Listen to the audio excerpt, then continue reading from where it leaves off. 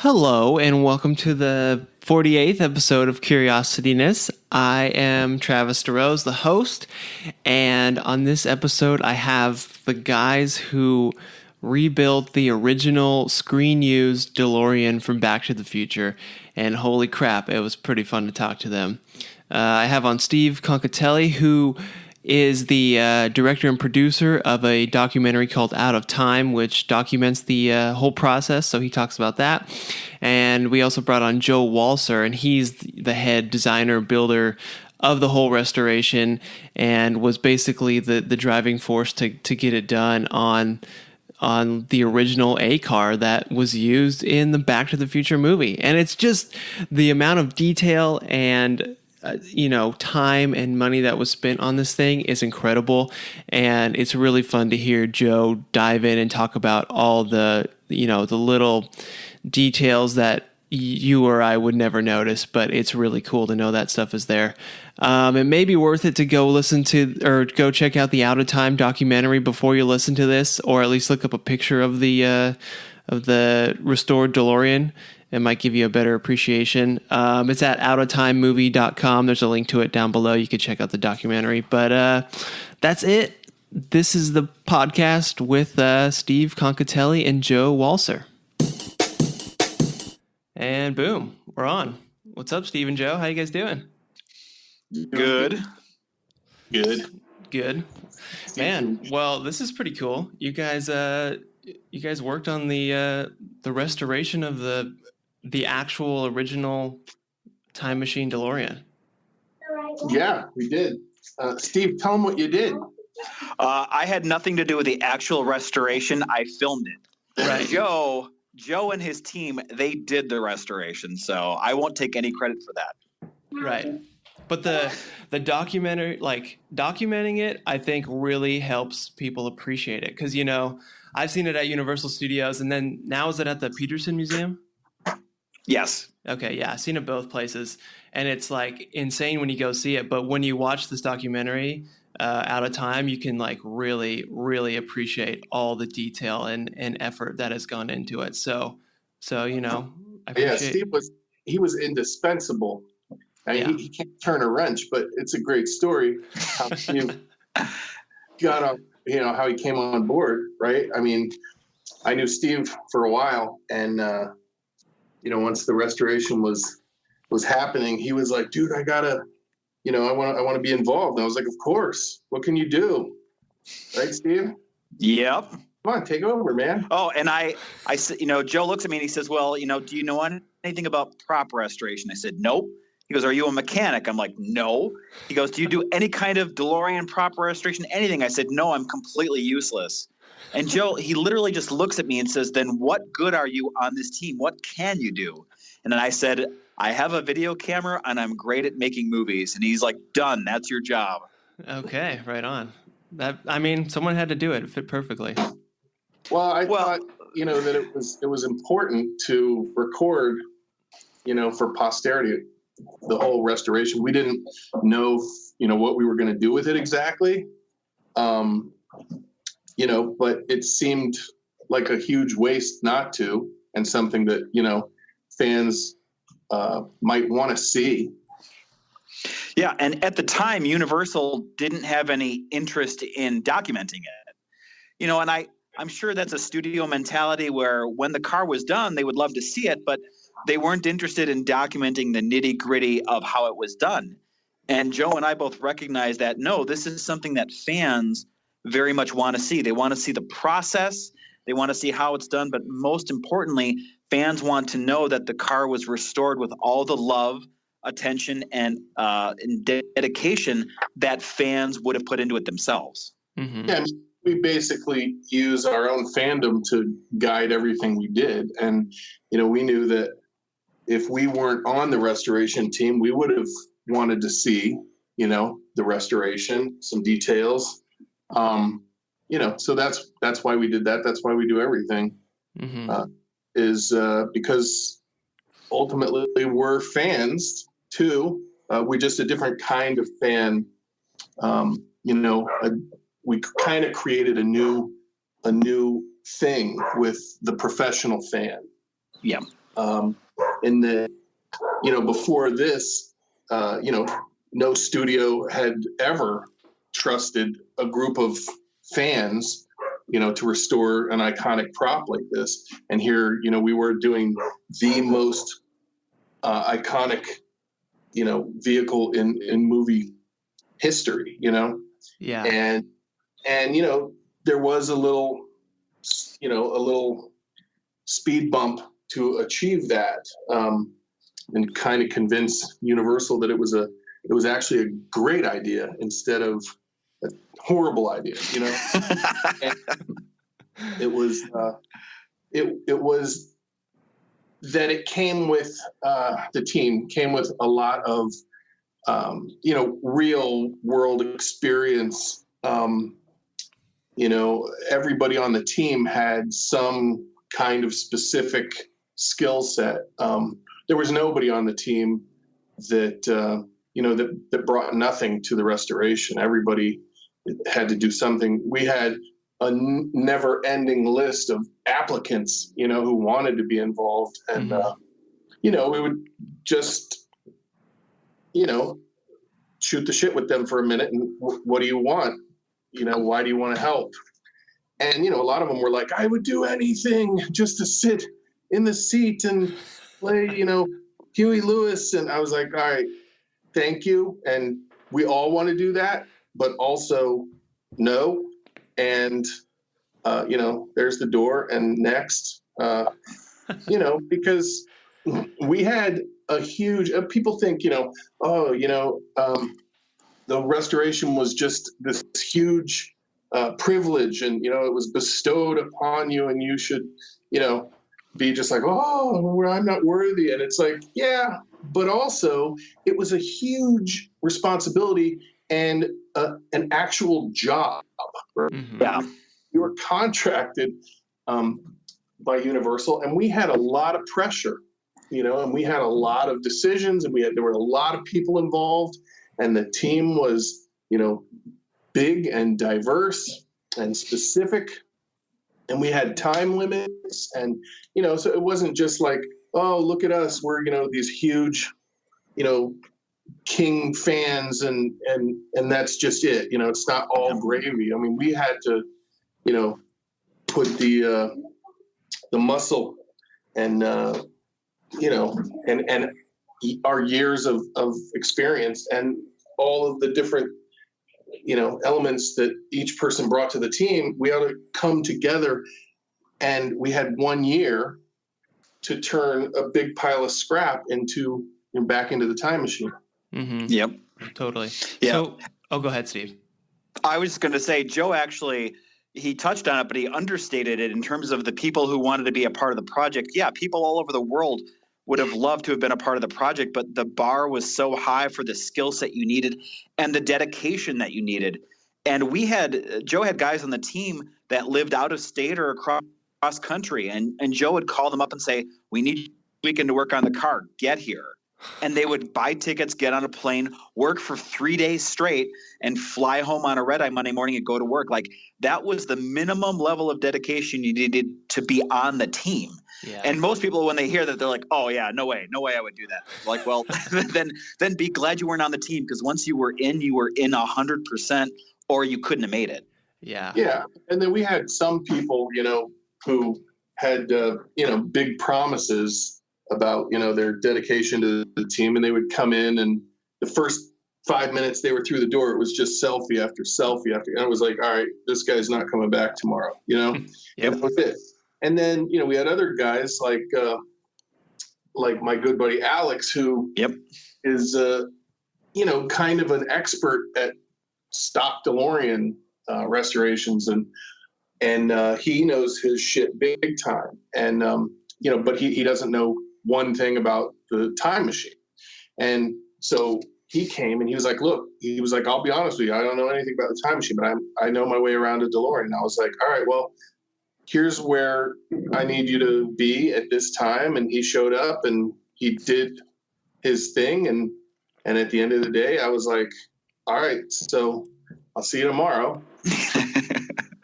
And then he just became, a a very important VIP, very important person on the team, and and he's still, numero uno DeLorean restoration in my book. Well, yeah, that's the thing too. It's like you mentioned the film. It's two restorations really, because it's it's a car restoration and then also this movie prop restoration at the same time. Yeah, and I mean, let's just be honest. The car was in terrible condition. Just the car alone. I mean, forget about all the time machine stuff, which was in terrible condition and missing and everything. And step one was, remove all the animal poop and leaves and sticks and crap, Yeah. And, and dents and scratches. And I mean, people really don't know what went into the restoration. Even the movie, the Outatime, is an outstanding documentary. And I love it despite the fact that I'm in it. But the truth is, even that, just touches the surface. It's the tip of the iceberg, Oh, yeah. There's no, I mean, how many hours of footage do you have, Steve?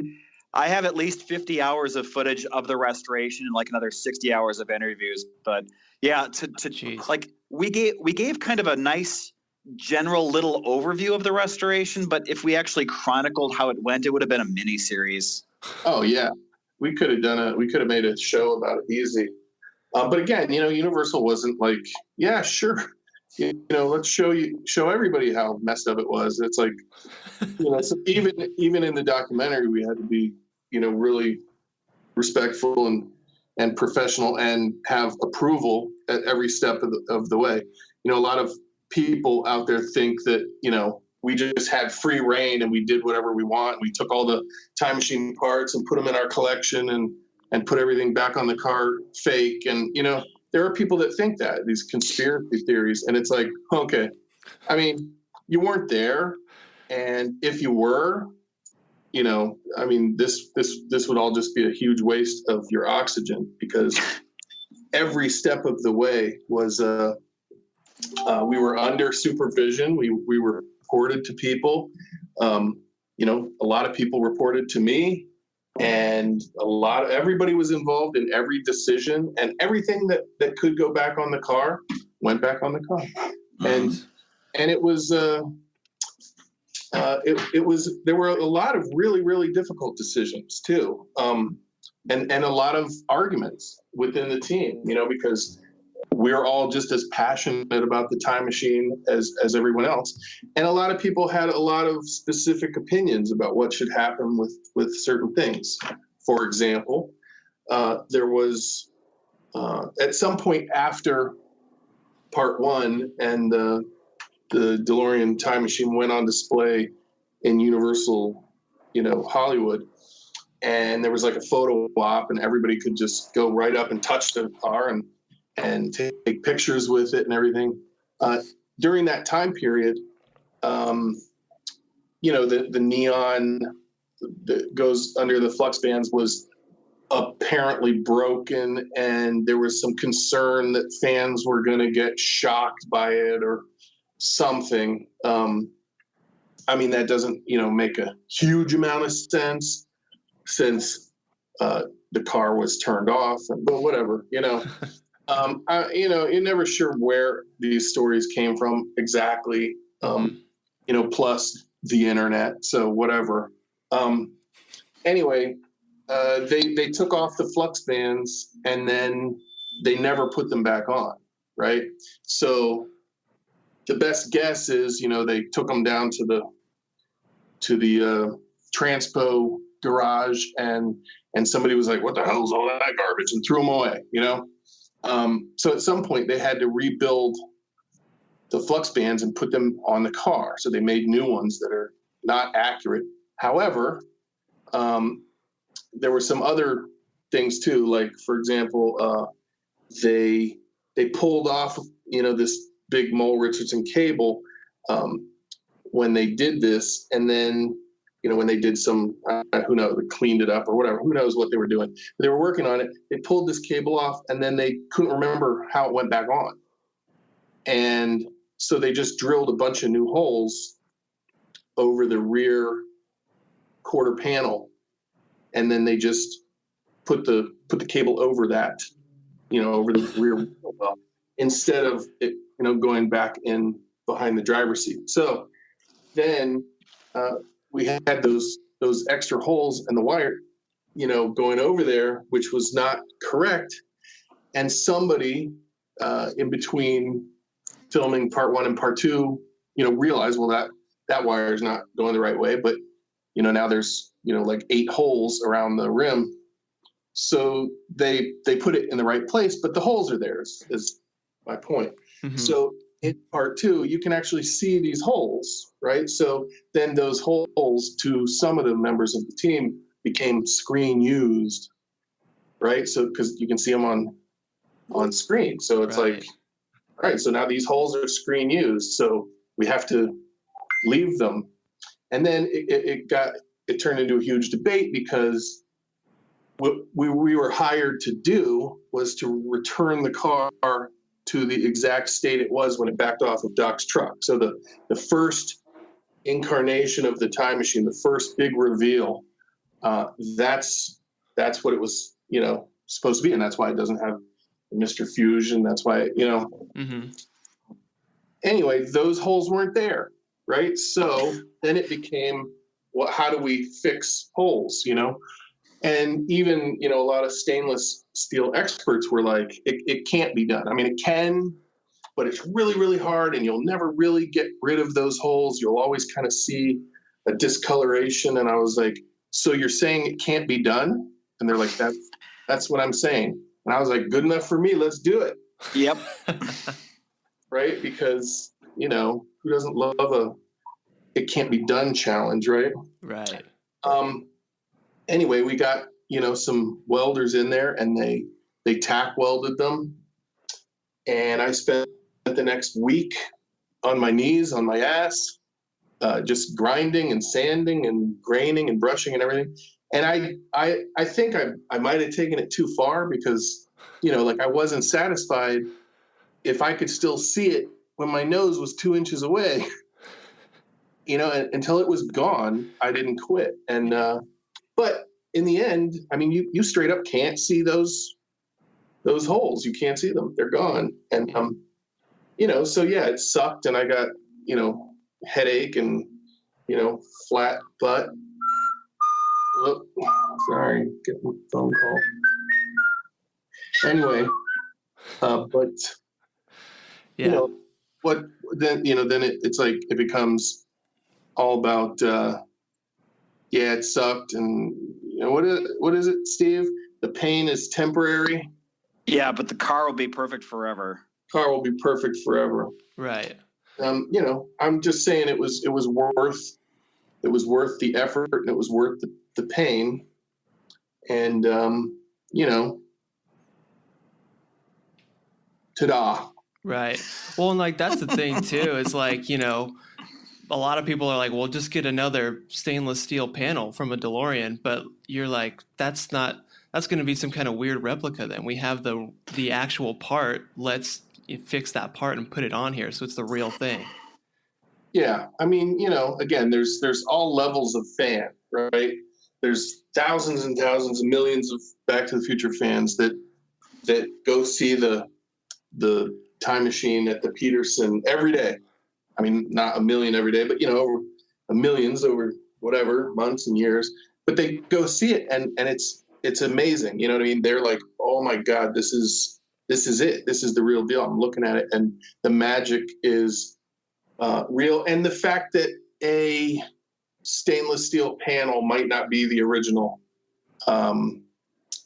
is wasted on them. They don't care. You know what I mean? There's like 3 people that would have a heart attack about a replaced stainless steel panel.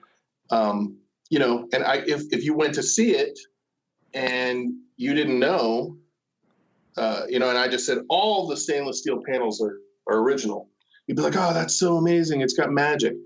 Even if I was lying, I mean, the magic is real, right? I'm not lying. But, there are a lot of people that that obsess about the work we did. And by a lot, I mean, 3. Everybody else is just chill, right? But there's what happened is, and I told Steve when he was filming the documentary, he was like, say something now, like, the pain is temporary and the car will be perfect forever. And I just resisted saying perfect because I knew it was going to be a challenge. It was going to be taken as a challenge for like 3 guys out there to find the imperfections. And I'll tell you right now, all of the panels on the car are original, except for the front left fender, the front left quarter panel, which was original until we hired someone to fix it, and they ended up ruining it. Oh, damn. And, they melted this gigantic hole, and it was just, it became, impossible to repair. And that sucked, but whatever, right? So, yeah. And the hood is a replacement, and that's just because it was smashed. People had been sitting on it, and it got, an X pattern in it, which is typical for DeLoreans that you sit on. And it had some real scratches that were just too bad. And, and it was like, again, another one of these big group debates where we're like, well, it's the original hood. And it's like, yeah, but it looks like crap, Yeah. Since this car isn't pristine, it's not going to fix itself. And this is beyond, anyone's ability to repair this hood. And we were like, so, this thing's going to be on display. And it's like, this is the time machine. And, it's just, did we want to put, lipstick on a pig, or, we wanted to, make the presentation proper. And that was what we were hired to do. So anyway, beyond that, every panel is original, and went through an intense restoration process to get them from the terrible condition they were in, until what it looks like now, which is basically flawless. Yeah. And I don't say flawless to challenge you 3 people, okay? It's mostly flawless. Hey, I mean, to this day, like Joe and the team, they did the restoration to the level which the hardcore fans would be satisfied. And hardcore fandom, they're never satisfied with anything, ourselves included. Mm-hmm. But to this day, I don't think anybody has gone to the car, any fan, and found something incorrect. There's nothing incorrect on that car. It is perfectly restored. And that is a challenge. That does sound like a challenge, Steve. Yeah. It's been there for years, and it's like the car is perfect. It's perfectly restored. Well, and not only that, I mean, you really have no idea what it even means to say that the car's been restored and it's perfect. I mean, we're talking about something that was so complicated. The logistics of restoring the car in the time that we had, was, it was damn near impossible. Mm-hmm. And there were many times on the restoration where people were like, we're not going to make it. There's no way. And I was like, what'd you say? It's impossible? I'm in. And people were really at each other's throats, at some points over specifically the dedication to perfection and accuracy. And, it's easy for like an armchair critic to sit there and point out, well, the little lights aren't twinkling, Clark. Oh, thanks for noticing, you jerk. It's like, for the record, they are twinkling. And for the other, and besides that, we had 20 people working on their spare time, most of them for free, most of them volunteers, scouring, the world and everybody's, parts bins for, the exact accurate replacement stuff for anything that was missing. And a lot of decisions had to be made about parts that we did have that were just, too far gone to put on the car as is. But did we want to put it on the car as is and not restore it, or did we want to use the information gleaned from that part to have our engineers create an exact clone for that part using that information and thereby keeping the integrity of the original piece intact, but we can't put it on the car for display. There were a lot of questions like that. And again, some of the parts that were, really rough had to be, taken down basically to stock and re-anodized or something like that. Mm-hmm. and went back on the car. They're original, but you would never be able to pick it, to decipher it between a replica of itself, because you take it all the way down to metal and then bring it back up. To me, that's kind of, in some ways, more of a replica. You know what I mean? Even though the guts of it are real, everything you see is new. Right. It's so complicated, but the one thing is, as a team, and Bob Gale was on our team, right? I mean, he supervised everything we did, and we had to answer to Universal, but most importantly, we had to answer to ourselves, mm-hmm. and that is what drove us to do it right. And it was never good enough, and if we did anything that wasn't 100% right, it was only 99% right. And, it was probably because we were up for 36 hours in a row and bumping into each other and didn't turn a screw quite to the right degree. Jeez. But, it was a lot of work, and we put our all into it. And, it's fucking perfect. Yeah, man. Like, something I was curious about watching is, they kind of talk about how it was made for a movie as a prop. So It wasn't necessarily built with like the best craftsmanship. It just needed to look good on camera. So when you guys are rebuilding this, did you ever have things where you're like, well, maybe we should make this a bit more like durable to actually hold up? Or are you making it exactly like it was, like how the prop was made? There's two things. One is, we knew that the car was going to go on display and be behind a protective case at first, and later, it's open air at the Peterson. But, it's not the kind of place where, too many people are going to get away with touching it. So there's that, right?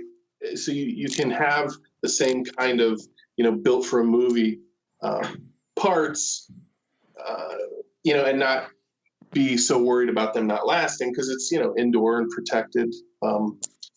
So it's not going to fall apart. It's not going to take the same abuse that the A car did 30 years outside.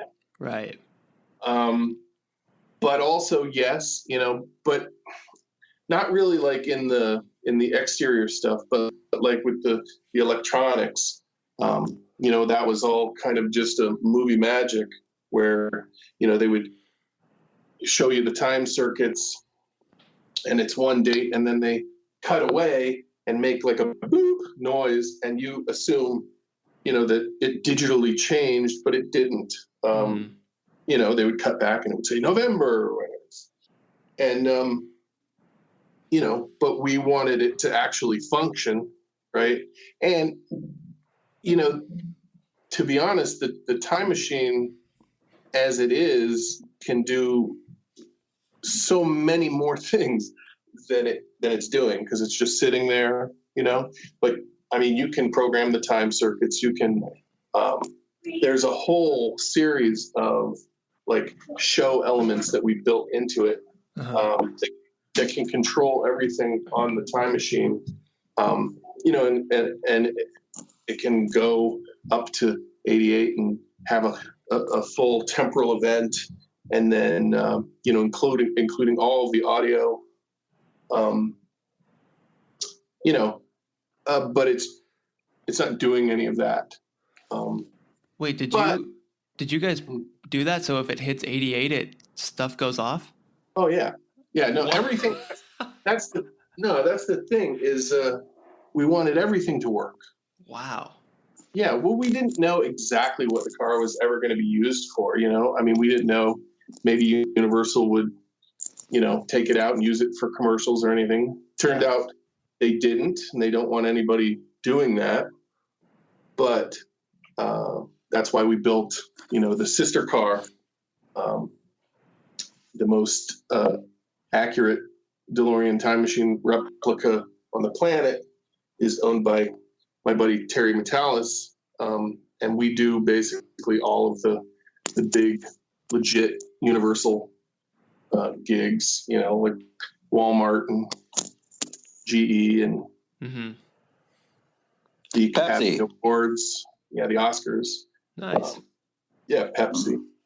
Yeah, but as Joe was saying with the electronics in the car, that's something that didn't function in the real car. And Joe, when he said it to us, I remember he told the team, he said, "Look, if Bob Zemeckis sits in the car after the restoration and he hits the buttons, I want the time circuits to work like he would expect them to." And so that was the bar that he set, like this whole custom-built, custom-designed computer system to control the whole inside of the car. None of that was in the real car, but it's there now. So in that way, that is one improvement that Joe put that the original car didn't have. And I can tell you, sitting in there and having the buttons work is awesome. Yeah. And there were some other, like, safety enhancements, like some of the parts that had gone missing over the years that were just on with a screw are now on with a screw and some other stuff under there, so that you can't remove it, or at least so easily, and like the nuclear reactor lid, which just comes right off, doesn't come right off on the A car, specifically so that it doesn't walk, because we probably spent over a year independently figuring out every single detail of the whole nuclear reactor and plutonium chamber, and exactly how they built it originally. And we've always kind of kept that proprietary. So most replica owners, do what they think is in there versus what's really in there.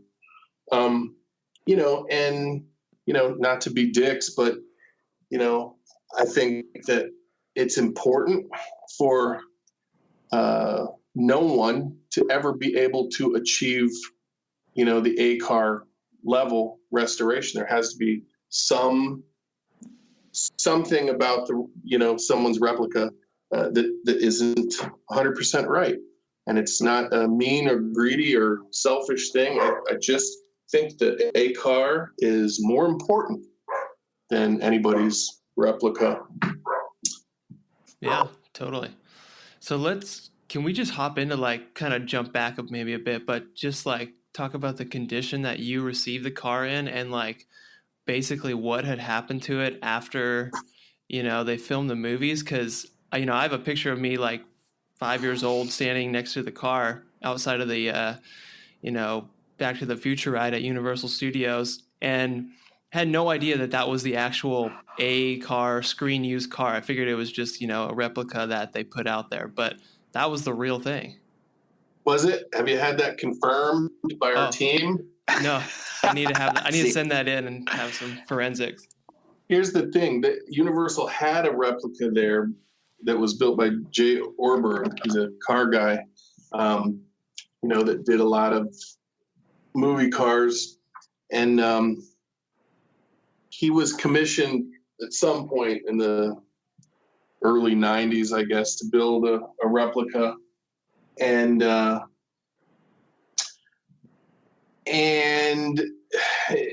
basically, Universal just said, "Hey, okay, so you're going to build us a replica. Here's a big storage bin that has some Time Machine parts in there." And he kicked it open and took as much stuff from the this storage bin and put it on this replica, and that stuff, of course, was screen used stuff, mostly covered from the train wreck, stuff from the B car. Mm-hmm. And, so he put a lot of these parts in this replica, and Universal basically lost track of what they had and came to believe that they had two replicas and that neither of them were the real deal. Oh. So they used them, they interchanged them, let one sit up in front of the Back to the Future ride while the other sat up on the tram tour up on Green Road, where they have that like a row of movie cars outside on the tram up on the hill. And they would swap them back and forth, whatever they needed. Sometimes they would pull them out for the parade. And the A car, they actually, sent it down to DMC to get, fixed up from time to time. And they kept it running. In fact, several members of our team, hopped in the A car over the years before the restoration started it up. I even got a phone call once in the middle of the night from a buddy of mine that was like, "Joe, the keys are in the car." I was like, "I don't know what you're thinking, but walk away right now," And he was like, "Dude, in 30 seconds, I could get to the gate." I'm like, "And then what, man? It's going to be like all over the news. The Time Machine stolen from Universal Studios in the SWAT team and chasing a time." I was like, as much as I want to see that happen, don't do it, Yeah. But he did start it up and, mess around in there for a while. And I don't know, who wouldn't, So the long story short is that they didn't know what they had, and it basically sat outside after filming for 30 years, essentially. I mean, they used the A car in all three movies. It's actually the only car that was in all three movies. And that still exists. Sorry. Because the B car was smashed after the train hit it, and the C car, was just half a car that was used for interior shots, and it basically was left outside until it fell apart. People took stuff off it, and then they used what was left of it and combined it with one of the other off-road cars to create a display time machine for Universal Japan. And then that sat at Universal Japan for years and years, and then just recently was auctioned to a private company, and they have it in their lobby in Japan. Huh. But inside that car are legit pieces, like hero parts from part one. In fact, more hero than others, since the C car was, the interior shot. So everything that Doc pointed at, or, that was all C car stuff. Mm-hmm. So, and then when I did the restoration, the first thing I did is one of these days I'll show everybody, but I had to create a proposal for Universal that was really extensive, many pages of proving that the A car was the A car and showing the lineage and the heritage and a lot of stuff. And I mean, I literally had to convince Universal that it was the A car, and it does that. I mean, if you read the proposal, by the end, you're like, yeah, that's the A car, no doubt, right? 100%. And I convinced them all, and then they greenlit the project, and then we were off to the races. But Yeah, I was going to say, but for your picture, Travis, if you visited Universal before the restoration, there's probably a 50-50 chance that the car you had your photo in front of was either replica or the real screen-used hero car. And the only way to really tell for sure is to have Joe look at it. And to this day, people will post their photos to the Time Machine Restoration Facebook page and say, "Hey, Joe, can you tell me, is this photo the hero car or is it a replica?" And Joe usually is happy to respond to say, "Yep, it's the hero car. Nope, it's a replica." So that's the only way we can tell if your photo is the legit thing for sure. Wow. There are to be fair, there are other people that could tell you too. It's not like I'm the only person that can tell the difference. I'm not by any stretch, but I do get one of those emails pretty much every week. Man, so this is, that's the situation. The cars, Universal doesn't even know what they have. So eventually the idea comes, I think Bob Gale kind of initiated it to kind of start restoring the A car.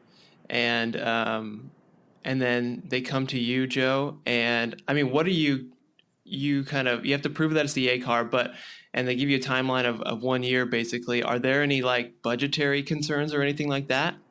Oh yeah, but I'm not allowed to talk about it. Okay. Yeah. But I mean, I can say this, like, whatever the budget was, I have no idea. I can almost guarantee that Joe and the restoration team put in 10 times worth of, 10 times above that in terms of effort, in terms of time, in terms of donating parts. I mean, Joe said a lot of the team, we were volunteers. I mean, we were working full-time jobs on the restoration as a volunteer and then working our full-time regular jobs on top of that. And we did it because we simply wanted to be a part of the project and we wanted it to be perfect. And we were willing to donate our time, our effort. Some of the guys donated their coveted one of, like their time machine parts that they didn't want to give up. And Joe's like, "Dude, we need that part for the car. Mm-hmm. Give it up." And it wasn't about being compensated for that. It was about being a part of history. And one of the guys on the restoration team said it perfectly. He's like, "Look, don't tell Universal, but I would have paid money to be on the restoration." But in retrospect, a lot of us did. So, yeah. Definitely. I mean, almost everybody was a volunteer on the team. And even those few of us that weren't technically a volunteer were volunteers. I mean, I spent a lot of my own money on the restoration, and if I figured out how much I got paid, it was, by the hour. It's like, 5 cents an hour, something like that. I mean, I put in years and it shows, it's like not the years, it's the mileage. Yeah, it shows. I started the restoration, when I was like 9 years old, and now I'm 900 years old. So. Yeah, man, it's crazy. Something that, Universal could have owned. They got a great deal, and they could only, achieve that with like crazy fans like you guys. Yeah, it was a perfect storm. It was the perfect time and the perfect crew, and the perfect situation all the way around. I mean, Universal's not known for, restoring anything at all. And, it took a lot to convince everyone that, it was the right decision to have, professional fans. There were also, primarily industry people. Mm-hmm. So, it's, you got a group of people that have, the right set of skills, and not just, I can sand, or so, you know what I mean? We're talking about, people management and, all kinds of logistics and the ability to get, big companies to fabricate and donate, crazy expensive aerospace parts, just in the name of the project. I mean, it was a massive campaign that, for you to truly understand just how massive it was, you had to be there. And, everybody was just like, I can't even believe this is happening. It's so gigantic. We, got as many fans involved as we could. And we, published as many photos as we could. And we created the Facebook page. And, by the time we revealed the finished car, there were 65,000 members on the Facebook page. And this was, this is pre, somebody puts a picture of them sitting in a tub of Jello and they get 1 million views, I don't know what that's about, but 65,000 fans who actually cared and followed the restoration. It was pretty monumental. Mm-hmm. And a once in a lifetime event, really. A lot of fans have tried to have similar fan restorations, but it's just not as big a deal as the hero DeLorean Time Machine from Back to the Future. Mm-hmm. So did you, because just the incredible level of detail that you had, and you made everybody on the team you made them work to that same level of detail and accuracy, which is just incredible, where, the screw has to be turned the exact same way and the wires have to be the same exact gauging and get the right color dye that hasn't been used for 30 years and all this stuff. I could see, wanting to start out with that in the first few months, but then after you just kind of have to give up on that. But were you and, the whole team kind of able to keep that level of accuracy through the whole thing? Or did you eventually have to kind of make some allowances or I don't know? It's funny because it's really complicated, the relationship between me and everybody on the team. But I can tell you that there were times where people would have preferred that we made compromises, but we never did. Mm-hmm. Yeah. I mean, to answer your question, Travis, the answer is no. No, Joe didn't compromise on anything. I mean, I remember times it would be 4 a.m. Okay, imagine this. It's a freezing cold warehouse. It's 40 degrees in this warehouse. We're 2 hours outside of LA, so we have a 2-hour ride home. It's 4 in pneumonia too.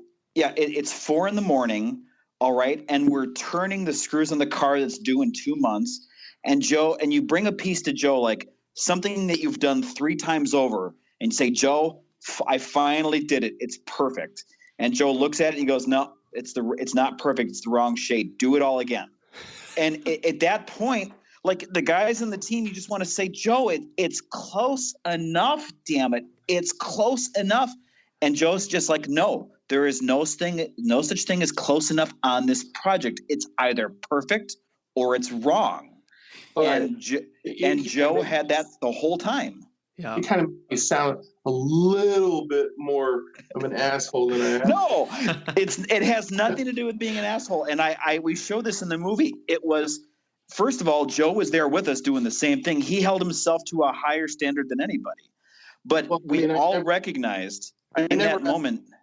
I never ask anybody to do anything that I would not be willing to do. Exactly. The problem with that is, when people are tired and hungry and they want to go home, and I'm like, all right, and they're like, is it good enough? And I say, do you think it's good enough? I mean, is it good enough? They're like, I want it to be good enough. I want it to be good enough too. But I mean, is it worth redoing it so that it'll be perfect forever? I mean, what about when you take your kid to the museum in 20 years and you're like, Grandpa worked on the time machine, and it's not perfect? You're going to look at your work and feel like a dick if you don't take that extra, 30 minutes and just do it one more time and just do it right and then put it to bed and it's perfect, Yeah. And the guys on the team, I don't want to make Joe sound like a taskmaster. He wasn't. All the guys on the team agreed. And that's just it. Like, even though, you'd be talking to Joe and like, it's not quite perfect, you understood why you needed to do it again because you as a fan wanted it to be right. So, it wasn't just we were doing it right because Joe wanted us to. He had the team where we all understood why it had to be right and why it was important for it to be perfect. Mm-hmm. There were a lot of arguments and there were some fights. God, yes. There was a lot of, there were some heated moments. There were a lot of debates. Some debates went on the entire time, and,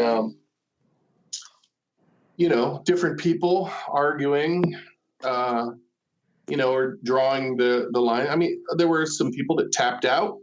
There were some people that didn't make it. There were some people that, along the restoration, everybody kind of realized that they weren't in it to win it. It was just a thing, and let's just say if you enjoyed yourself on the restoration, you weren't in it for the right reason. That's 100% true. Oh, yeah, the restoration, it was fun when it was done, but it certainly wasn't fun while it was going on. Right. Yeah. And all of our wives can attest to that. Oh, man.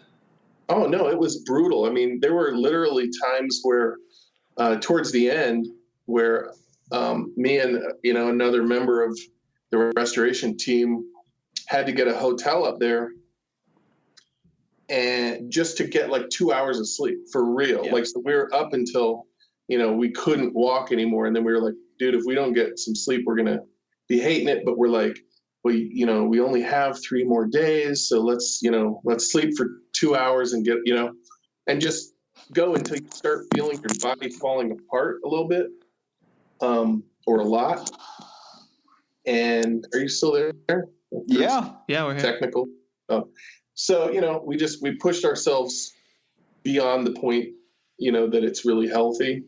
A lot of people were sick and it was a wreck, man. It was a disaster, but it was all, in the name of the thing that we all most coveted, and the real point of the whole restoration for me and the team was, we felt our duty to give back to the,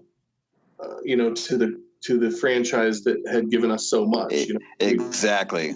We wanted to give the time machine back to the Future, to Back to the Future fans, to the franchise, to Bob Gale, to Universal, and to ourselves, and we did that. In fact, when, I don't know if it was at the end of the restoration, but at some point we had an exact replica of the nuclear reactor core made for Bob Gale, and we made this cool wooden stand for it and everything, and this little plaque, and it was really cool because the plaque says, I can't remember word for word, but it went like, thank you for, helping us bring the time machine back, and all cool, fancy Back to the Future logo and everything. And it was super cool. It was like, that was almost as surreal as the whole project, just being with Bob Gale and giving him the, kind of this monumental trophy, mm-hmm. Because, the nuclear reactor is kind of the crown of the car, and that was one of the parts that was missing, And it was one of the parts that our team worked so hard to replicate exactly. And, with the exception of some people who have seen what we created, beyond that, nobody's ever nailed it, Mm-hmm. And not to say that they can't or won't ever. I'm sure somebody will eventually, but it's also not that we had any information that isn't available to somebody who really wanted to go down that rabbit hole. But you have to be willing to strap dynamite on your ass, you know what I mean, and just dive down the rabbit hole in order to really compete with the level of professionals on the team that were all like hyper dedicated. We could have put a man on the moon with this team. Yeah, it felt like we did. We had literal, JPL scientists on the team. Yeah. And, it wasn't just a random sampling of super fans. This was, doctors and engineers and, literally a group of professional fans, which, let's face it, it's not easy to assemble a team like that. Mm-hmm. And there was not one person on the team that was, that made it to the end that wasn't a real professional. Yeah. Man. So did you, I guess I'm just like the importance of, this being the A car, this being the real screen used DeLorean, was that kind of the motivating factor for this incredible level of detail? Because like on your other replicas you've built, did you have the same kind of attitude for that, or was this special? Oh no, I had the same attitude. Oh yeah. That's like kind of the thing that I got known for early on in the replica building community was, my attention to detail, obsession with everything being perfect. Mm-hmm. Most people, would put something on their car, because the blank spot bothered them. And I was like, the blank spot bothers me too, but not as much as that wrong piece of shit. You know what I mean? Like, get that thing off your car. You know what I mean? I would rather have nothing and just like, so, but yeah, attention to detail, it's funny because in the early days of the replica building community, it was kind of like that was the thing that competitors tried to knock on me with, like, well, it might not be perfect to Joe Walser's standards, and I was like, say that like it's a bad thing, which is, it's funny because that was the one thing that separated me from them, one of them, then. And it was one of the most important reasons that the restoration came to me. So my line in the sand has always been a lot further than most people's line in the sand. Mm-hmm. And, and the way that I put it was that I wasn't interested in building Joe Walser's time machine, my version of the time machine. Why would I want that? It's ridiculous. I was trying to build the time machine, the absolute best of my ability. And not everybody has that line in the sand. They're like, Home Depot, good enough. Let's go. Right. So, there's that. I mean, when I started, there were more parts unknown than there were known. That's for sure. Mm-hmm.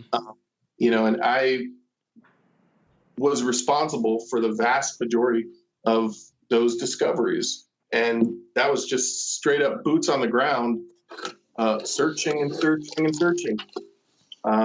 So I eventually uncovered 95% of the parts that were remaining. And I don't know where I was going with that. So it's about your yes. You brought equal dedication to your replicas as you did the real A car. Right. So short answer, yes. Yep. There you go. Yeah, man. Well, that's why you were hired for the job. It makes sense.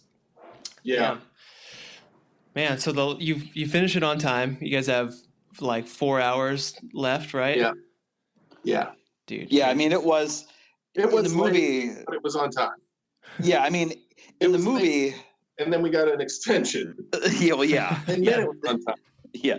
But I mean in the movie it shows them like 4 a.m, 4 hours to go, putting stuff on the car, and a lot of people are like, "Oh, is that real?" I'm like, "Yeah, it was 4 a.m, and they were coming." And in fact, in the film, there's a couple beautiful shots of the car that and it's all done, and the team pops champagne. They're like, "We did it," but the reality was, I'm getting these shots, and Joe is yelling at me, "Steve, get the hell out of the way! We got to finish the car.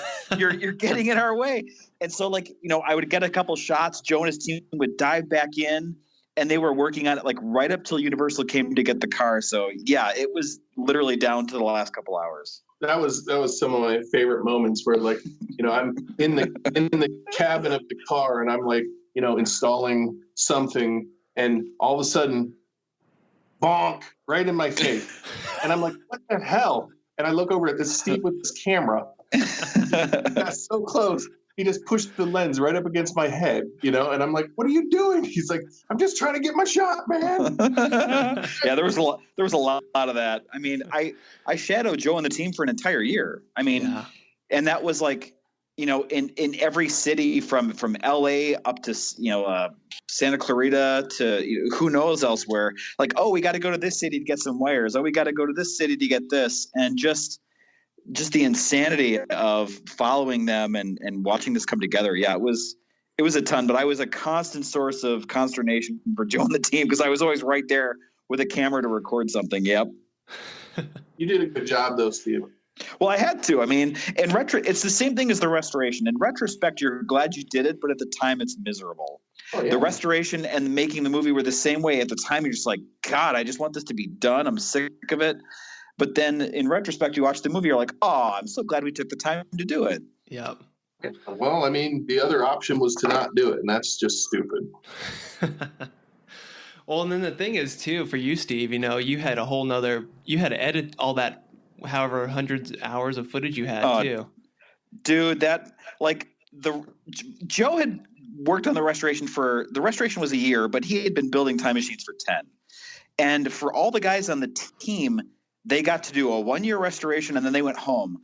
I worked on the restoration for another 3 because I shot the restoration for a year, and then I shot interviews for an entire year. And then it took me 2 years to put the film together by editing it and graphics and DVD production. And Joe and I did a commentary and bonus features.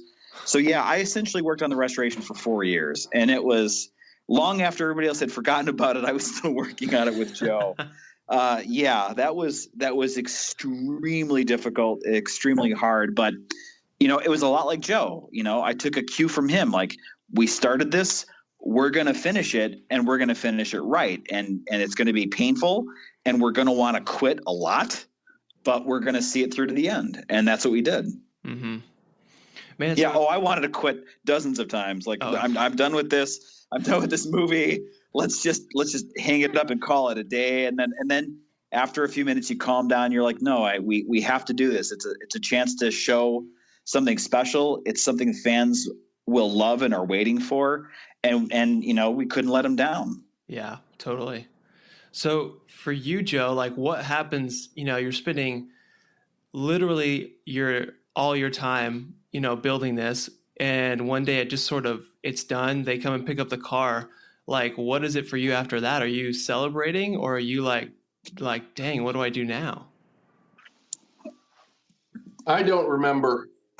I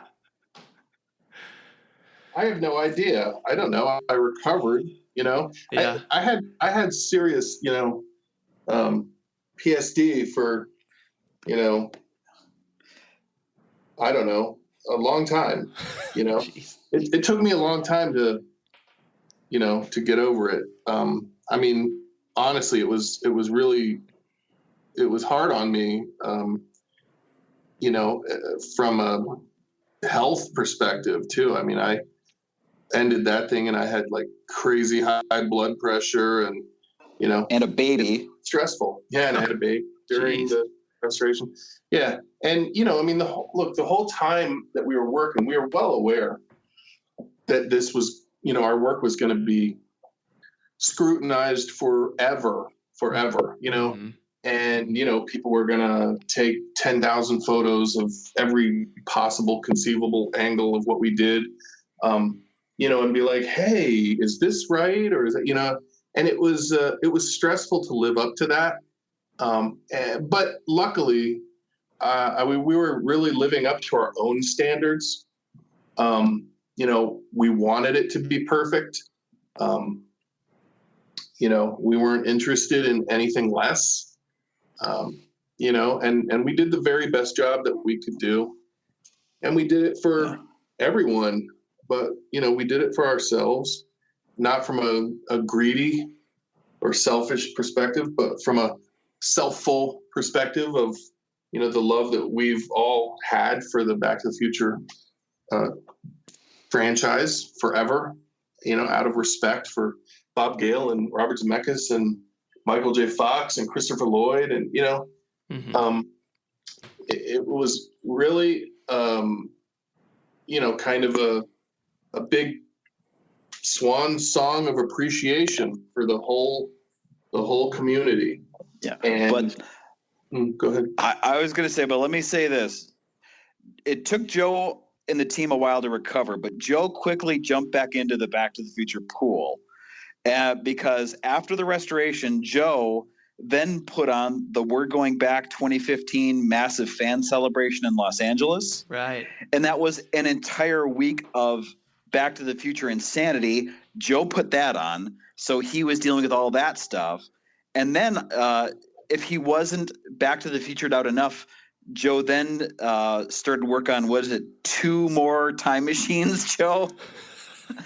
I don't remember any of this. It's like, there was an event. What? Yeah. So he dove right back into he took a break, but he dove right back into Back to the Future, and he's still there. I mean, if you go over to Joe's house, Back to the Future is still a giant part of his life. But yeah. And then of course the movie came out after the restoration, and that we were all caught up in that too. So Back to the Future has and will continue to be a giant part of his life and my life. Mm-hmm. Well, and then it was years later that they moved the DeLorean from Universal to the Peterson, and then we had a big unveiling there and a big premiere for Steve's movie, and it's just sort of not letting go. Yep. Kind of, Yeah. Not that I'm trying too hard to get away, but, every once in a while I'm like, how much more Back to the Future can I take? And the answer is, I don't know, but more. Yeah. Apparently. Yeah. Well, and you worked with Eagle Moss on the DeLorean Time Machine model to make sure that was accurate. I mean, you're still all over the place on stuff. Yeah. And even now, like, if you go to the Peterson Museum, the Time Machine is the most popular car in the museum. Oh, of course. And, it's people bringing their kids and people who are our age, people older, people younger. And, Back to the Future still has this huge draw for fans of all ages now.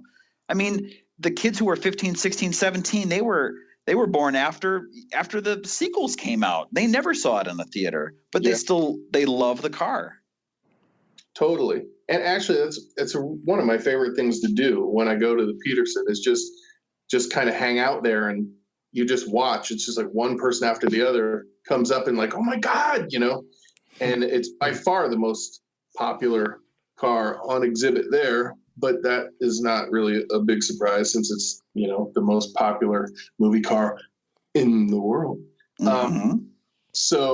But it is cool, one after the other and fathers showing their sons the car and, and it's cool when the kids have seen it, seen the movie, and they're like, oh, no way. That's the time machine. And the dads are all like, oh, it's so great. And, it doesn't hurt that that's probably the place I'm most likely to be recognized.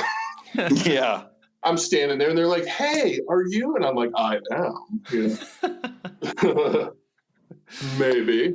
Right. It's cool though, and the number one thing that fans say to me is, I just wanted to say thank you for doing that, for investing all that crazy time and effort into bringing the car back, because it means a lot to a lot of people. And, and that is really what it's all about. Yeah. And that's exactly why we did Outatime. We made the documentary to show fans the love, the dedication, and the reverence that Joe and the team had for the car and the love that they put into it. Mm-hmm. Damn. Yeah. Well, I mean, thanks to both you guys, man. Listen to this podcast. This is long. Yeah, this is a little. We have to do a mini-series. That's what people like. Exactly. That's the podcast world, man. Oh my God, yeah. But I hope people like it. Well, I certainly do. I mean, and again, I hope people, if they're in Los Angeles, get to go to the Peterson Museum on Wilshire and get to see the car for themselves, because nothing makes you appreciate that the Back to the Future and Outatime and the work they did than seeing it in real life and standing there. Because I like to visit the Peterson too. I stop by and you're just like, wow, it's just amazing to see it restored compared to what it was. And it just brings that movie magic back. It's because it's real in front of you. If anybody's made it this far in this podcast, they should order Steve's movie. Yeah. Let's drop that at 90 minutes into a podcast. Yeah, right. You can buy my film that it's available. Outatimevmovie.com, right? Yeah. Yep. Yeah. Hopefully you'll put a link, but it's Outatime, like the license plate, outatimevmovie.com. Yeah, but you should watch the documentary and then go to the Peterson and see it so that you know what you're looking at. Totally. Yeah. And if anybody's interested, the film is on Blu-ray, DVD, and digital streaming worldwide, region-free discs, and we ship all over the world. So wherever you are in the world listening to this, you can watch Outatime now. Nice. Yeah, and I'll have a link for that too, so people can get to that easy and check it out. And if, any of you crazy Back to the Future fanatics want to do that whole We're Going Back celebration one more time, go to we'regoingbacktothefuture.com. Cool. Because it's coming up, a big one is coming up this year in October, and we will all be there. Yeah. Sweet. Yeah, I was at the last ones. They were awesome. Went to the Enchantment Under the Sea dance. Crazy. It was great. Oh, I didn't realize you were there, huh? I was there. Yeah, I went when you guys set up the Hill Valley out in kind of like the outskirts of LA. Made it to that, and then was at the Enchantment Under the Sea dance. Yeah. Yep, that was all Joe's doing. So you're talking to the guy who put it on. Dude, it was incredible. Awesome. So I'm stoked to hear that it's happening again. Well, some stuff. Did you go to Marty McFly's block party? That was sick. No, I couldn't make it there. Next time, yep. Yeah, I was too busy finishing the film to go to the block party because my film Outatime premiered at the Enchantment Under the Sea dance event like that day. Yeah. And I was still editing the film the night before. So Joe and everybody's at the block party and I'm in the edit bay panicking trying to get this film done. Oh God, I don't remember anything from that week. You got to let it soak in, right? Marty McFly block party, right? I mean, that was epic. Yeah. A block party on Marty McFly's block. Come on, right? I mean, it's right. Is it happening again, or do we have details on that yet? Well, we haven't released any details, but, I'd like to do that again because that was pretty awesome. Sweet. Cool. Well, man, Steve and Joe, thank you guys. You'll have to do it. You're welcome. You'll have to do another one of these recordings at the event coming up, so we'll all be there again. That'd be awesome. Yeah, He's never going to need to do another one of these. This is long enough to cover all of his needs. Yeah. You're not wrong. We covered it all. Yeah. Awesome. Cool. Well, yeah, thanks, guys. I'll have links to all your stuff. People check it out. And, enjoy your weekend. Have a good one. You too. Oh, boy. What an episode. thanks for sticking around and listening to it. This is Travis again, here on my own. But as a thank you for sticking around, I wanted to give you a free sticker, a free Curiosityness sticker, 100% free. Don't have to pay for shipping. You don't have to enter your credit card info. It's really free. To get one, go to curiosityness.com/free sticker, and it's yours. I'll send it to you right away, and you can slap that baby wherever you want to represent Curiosityness. So thanks for listening. Appreciate it. Just wanted to give you guys a little gift. So just go ahead and claim that at curiosityness.com/free sticker. And visit our website too, curiosityness.com. I have an Instagram, Curiosityness Podcast. I'm on Instagram too as Trav DeRose, me, Travis, the host. You can follow me if you want. We're on Twitter, Curiosityness TV is our handle there. We're on Facebook as Curiosityness. All the links to this stuff are in the show notes. You can just click on it and follow us if you want to, because I post some cool little clips and extra stuff that you don't get from the podcast onto social media. So you can join in on that and comment and talk about me and the show or whatever you want to do. We're on YouTube too as Curiosityness. And I have an email address, travis@curiosityness.com. Send me an email. Send me your thoughts on the show, suggestions for new guests, tips on things to make the show better and help me with my interviewing and get better and everything like that. So constructive feedback is always nice. So send me an email. And also reviews super help. Really appreciate reviews on the show in Stitcher or iTunes or Apple Podcasts or whatever. Just drop a review. That's extremely helpful. You don't even have to make it 5 stars. You can lower it. I would prefer a higher one, but whatever you want to do. I won't coax you into something. But any sort of review helps. I really honestly do appreciate it. So, thank you again, guys, for sticking around and listening to this end blabber with me. But have a good rest of the day. Bye-bye.